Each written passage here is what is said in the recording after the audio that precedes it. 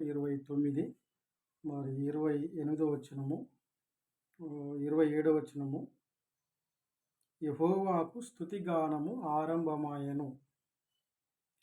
28 వచనంలో అంతసేపు సర్వ సమాజమును ఆరాధించుచుండెను. తర్వాత 29వ వచనంలో వారందరూ తలలు వంచి ఆరాధించిరి. తర్వాత 30వ వచనంలో వారు సంతోషంతో స్తోత్రములు పాడి తల వంచి ఆరాధించిరి.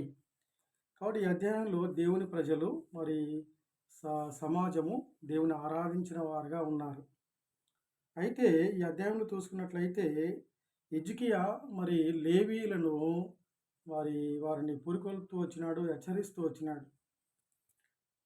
కాబట్టి 29:11లో నా కుమారులారా తనకు పరిచారకులై ఉండి ధూపం వేయుచుండుటకును తన సన్నిధి నిలుచుటకును తనకు